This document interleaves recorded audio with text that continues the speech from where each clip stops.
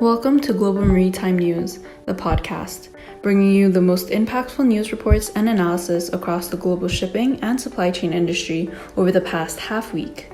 I'm Levine, your host, and as of Sunday, the 23rd of January, 5 p.m. Singapore time, these are the major stories. First, over in Brazil, MSC has suspended intermodal operations due to the threat of drug cartels. And over in China, Yantian Terminal has restricted container entry to ease congestion.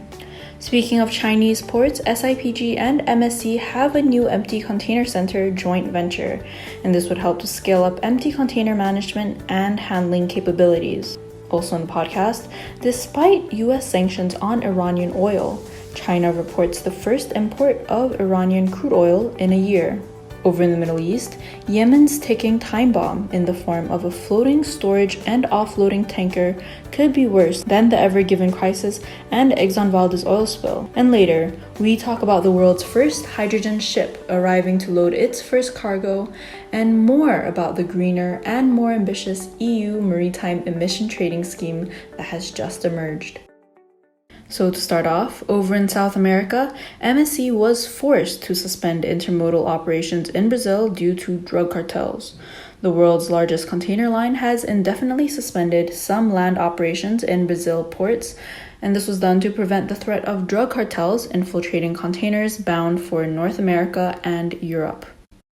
Mediterranean Shipping Company stated in a notice sent to clients in Brazil last week that criminals were intercepting containers to ship drugs overseas. As a result, Geneva-based MSC has decided to halt operations of stuffing and pre-stacking of road, rail, and barge containers for exports throughout Brazil indefinitely. Santos, dubbed as cocaine's World Trade Center, has become a crucial linchpin in the global cocaine trade. Much of this is coming from the rise of PCC, a powerful drug gang that dominates Sao Paulo. This gang has quickly extended its drug trafficking network across the region as they control major cocaine trafficking routes, so that the drug being produced in Bolivia can be swiftly transported through Paraguay and Brazil onto Santos port. The announcement of suspended intermodal operations comes as MSC prepares to expand its presence in Brazil, Latin America's largest country, with the impending acquisition of Brazilian regional container shipping operator Login Logistica. Drug seizures on MSC ships have made headlines in recent years, with American authorities temporarily withdrawing the liner's Customs Trade Partnership certification, in short CTPAT, after a record of $1.1 billion of cocaine was discovered on the MSC Guyane in 2019. The importance of clamping down on drug trafficking by ships was highlighted by data from the International Chamber of Shipping. According to ICS, nearly 90% of all cocaine and almost half of all cannabis seized globally during January 2017 to April 2020 were trafficked by sea.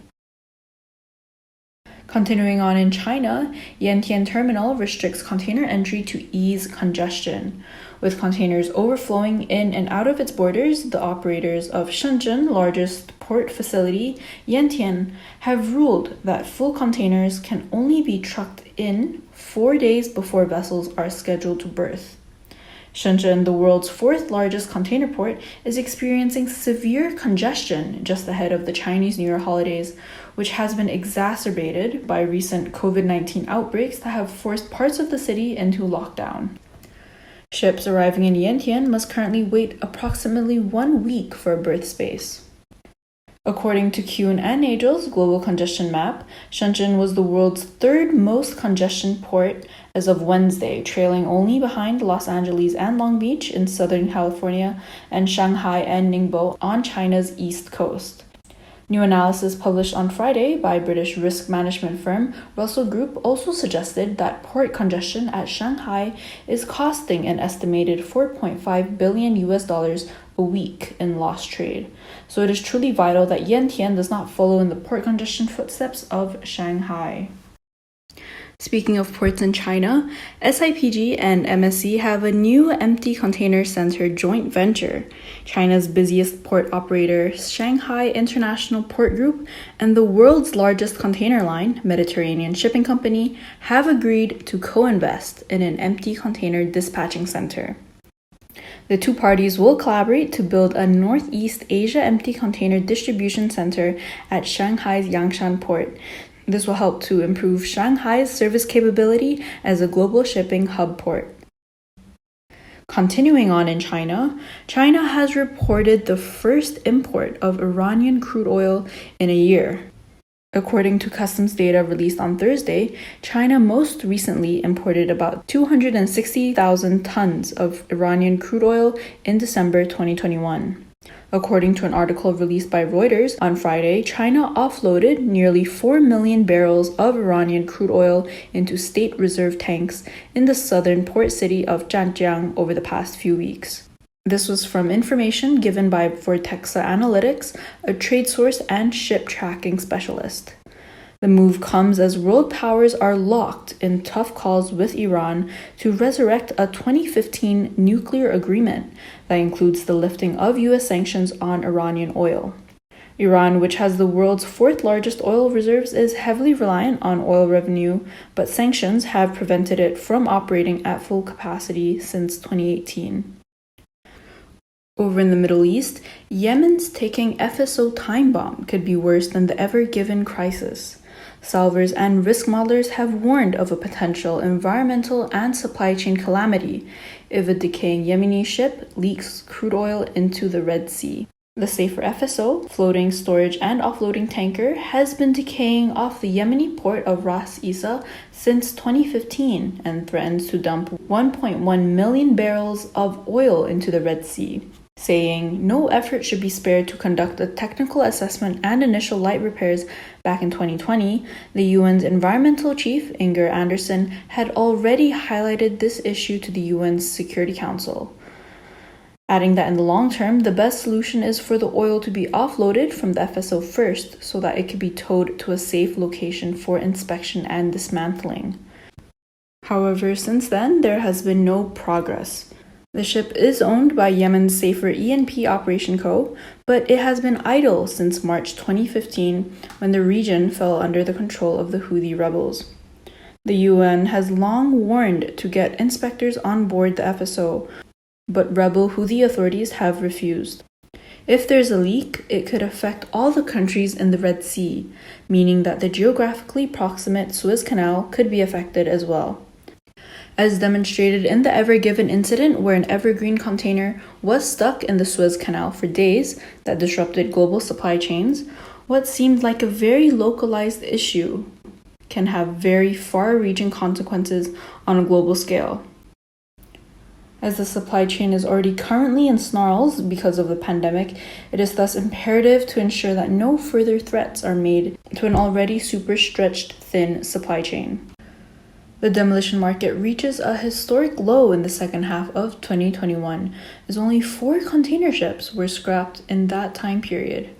This is not particularly surprising given the record-breaking markets where unprecedented profits could be made, especially with the free of debt older tonnage. Looking into the near future, Alphaliner Shipping Consultancy expects demolition numbers to remain low in the medium term as owners continue to steer clear of the demolition market, as long as the container charter market retains its strength. This is seen to extend beyond the first half of 2022, but with a slew of new buildings expected to push older and smaller tonnage to the demolition yards, next year could see a significant increase in scrapping deals. Alphaliner further elaborated that the immense charter rates have prompted non-operating owners to retain their older ships that are aged between 20 to 30 years old, many of which would have already been scrapped had the market turned out differently. The average duration of charter fixtures of these older vessels were analyzed to be much longer than before, with the bulk of them having multi-year deals. These agreements will significantly extend the life of some older vessels, with some units locked into contracts until 2025. Over in Australia, the world's first hydrogen ship has arrived to load pioneering cargo. Shipping's zero-carbon voyage begins as this hydrogen carrier loads its first cargo on the Swiss frontier to demonstrate that international trading in liquefied hydrogen is possible. The 1,250 cubic meter Swiss frontier, built in 2021, is the vessel central to the hydrogen energy supply chain project. It berthed at Hastings near Melbourne in Southeast Australia on Thursday after a 9,000-kilometer, 16-day voyage. After depressurizing the single cargo tank at the quayside, the vessel will be loaded with liquefied hydrogen produced by brown coal gasification. Swiss Frontier is then expected to leave in a few days for the return pioneering laden voyage to Japan's Iwatani Core-managed liquefied hydrogen receiving terminal Hightouch in Kobe. And just before we go, a greener and more ambitious EU maritime emission trading scheme has emerged. If agreed upon, these new changes will put additional pressure on the maritime industry to transition to cleaner fuels sooner than previously planned. The EU ETS is a key pillar in the EU's policy to combat climate change and is a key tool for reducing greenhouse gas emissions cost-effectively. It is also the world's first carbon market and remains the biggest one. So some key amendments include full reporting on emissions to commence in 2025. With this amendment, shipping companies will have to surrender 100% of their verified emission allowances a year earlier than originally proposed. So though these new amendments are a positive sign for sustainability advocates and environmental groups, the draft report is still the first step in a very lengthy process. And that is all for now. If you want to comment on this podcast and the topics that we have covered, you can send us an email. The address is maritimenewspodcast@gmail.com. You can also find us on Instagram, Facebook, and LinkedIn at Global Maritime News. I'm Labine Tan, and until next time, goodbye.